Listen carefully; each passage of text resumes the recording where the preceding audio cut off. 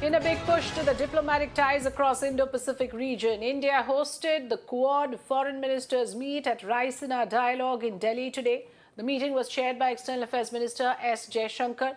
The foreign ministers of Australia, Japan and the US Secretary of State participated in this meeting. The ministers of the four-member Indo-Pacific Alliance agreed that the use or the threat of use of nuclear weapons is quote-unquote inadmissible, but again fell short of a joint condemnation of the Ukraine war.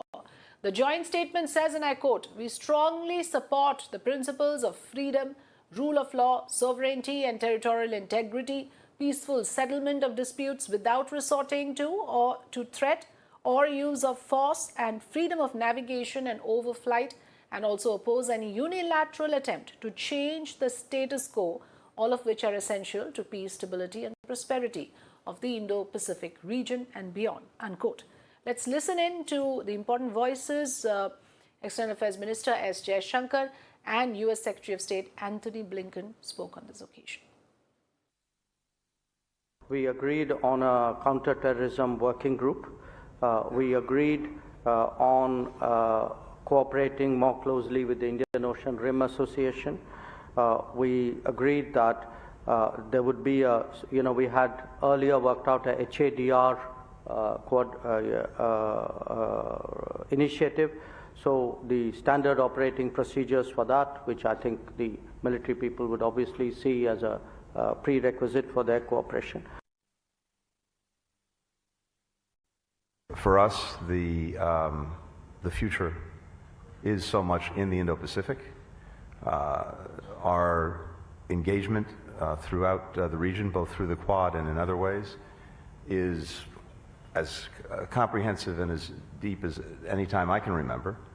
And I think what we talked about yesterday in the course of the G20 was also illustrative of this, because even as we're rightly focused on what is happening in Ukraine as a result of the Russian aggression, if we allow with impunity Russia to do what it's doing in Ukraine, then that's a message to would-be aggressors everywhere. Let me welcome Dr. Swasti Rao, Associate Professor of MPIDSA, joining me here today on the program. Very good evening, ma'am. Thank you so much for being with us. You just heard those two statements that we played out, one from External Affairs Minister Jaishankar, who spoke also on terrorism and affirmed that foreign ministers have agreed on counter-terrorism working groups. But more importantly, what US Secretary of State Antony Blinken asserted, that if Russia was allowed to do what it's doing in Ukraine, then a message would go to the would-be aggressors everywhere that they may be able to get away with it. Do you see that as a statement with an implication or with a message to India as well, urging its support and to join the grouping on the US side of it? Right. Good evening. Thanks for having me.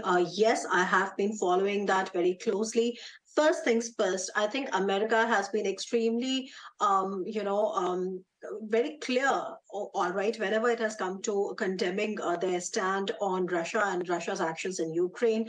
I mean, it's not really the first time. If you remember, when we were having the QUAD meeting in Japan, last year, there was a lot of speculation flying that, India is going to be one isolated partner within the QUAD because the rest of the members are also committed when it comes to criticizing or condemning Russia for its attack on Ukraine. Having said that, I think there is a better understanding, and this I'm only referring to the partnership between America and India and the QUAD partners particularly. I think there is a very clear understanding of why we have a certain political stand, but let me try and analyze for you what is really bothersome or what is really worrisome. We had this QUAD meeting there. I think only yesterday we were talking a lot, and the media was talking a lot about how the G20 foreign ministers meeting could not come up with a joint communique because Russia and China started objecting, Yes. On the reference of, on those paragraphs on the reference to the Ukraine war. I think we need to to sort of understand what is really happening. In my opinion, China's stand is pretty much expected, right? China, whether it's the Quad or whether it's whatever is happening, I don't think there was any, so to say, any other expectation coming from China. It was pretty much expected. What was not expected, I think, by India was how its second fiddle, an emerging junior partner, Russia's rather nonchalant irreverence to New Delhi's commitment to neutrality, to this 1 year long war has kind of played out, not just in the G20 foreign ministers meeting, but also at the Raisina dialogue. Because you see, India's commitment has been to pave a way forward towards a constructive agenda for creating sustaining structural solutions to global commons, especially that of the global south. But you see what is happening. It is basically what is happening is showing, an unnerving revelation about how Russia is actually just parroting what China has to say about the Quad, and Indo-Pacific.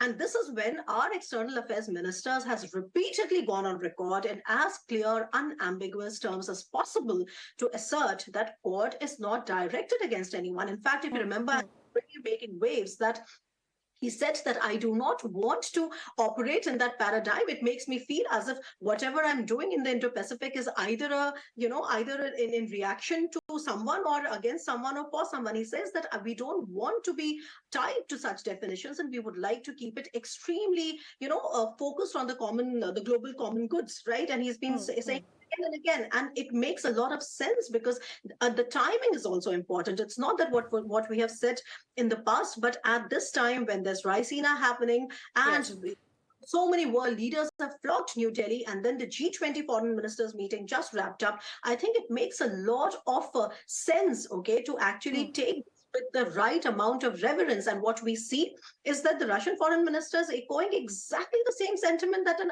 despite the fact, Dr. Swasti Rao, that India has never publicly castigated Moscow for the military invasion of Ukraine. But I want to ask you on another point about, what according to me is worrisome is that just last month, Russian President Vladimir Putin suspended participation in the New START treaty and threatened to resume nuclear tests. So, in a way, there is a lot at stake. And by all accounts, the stakes are much higher for developing nations like us.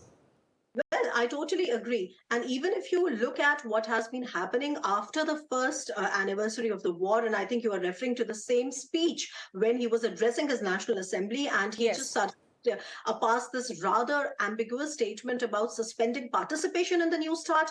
And if you've been carefully noticing what has been happening at the sidelines of the G20 in New Delhi, is that the American side, Antony Blinken, actually requested a meeting with the Russian side for the first time actually after the war, and it shows a kind of a willingness on the part of the US to actually engage Moscow on discussing about what do they really want to do on the New START, because it is also, what really does that statement mean, and to kind of discuss more about it. And I think that those are kind of things that were also reiterated today when everybody affirmed, their stand on against the nuclear weapons, etc. So I think that's there. But if you just look at what is happening in the Russia-China world, I think things are very unnerving, because just around the same time, Chinese, top advisor, foreign policy advisor, Mr. Wang Yi, had gone to Europe to court the Europeans, to try and build trust and investment and trade, and especially now that they are lifting their COVID restrictions. And they went and they were talking all nice things to the, to the Europeans. But if you closely look as to what and they have been doing to support Russia in so many ways, and it inadvertently, directly or indirectly, it is something that I think the world needs to wake up to, because it is not about our good relations with Russia. It is about where it is going. Okay, and I think Raisina and G20, these two parallel developments tell us that things are not really going the way we would have liked them to go, because I need to just understand as to where is our friends' empathy in understanding that India's interest in the Indo-Pacific and Quad, and not just that, India has been trying to pave some global common, some way forward towards the global commons. And why are they just trying to hijack that agenda? So G20 really a forum for Ultimately, it is in everyone's interest for the war to end, but the stakes are much higher, like I said, for developing nations, because again, there are vested interests involved and they would like this war to go on. There are interests that perhaps are in no hurry for the Russia-Ukraine war to end as well, but that is not the case with India, as we've made it amply clear on a number of occasions that the way forward is to have a closure to the Ukraine-Russia conflict at the earliest. Thank you so much, Dr. Swasti Rao, for joining us this evening. Let's take a quick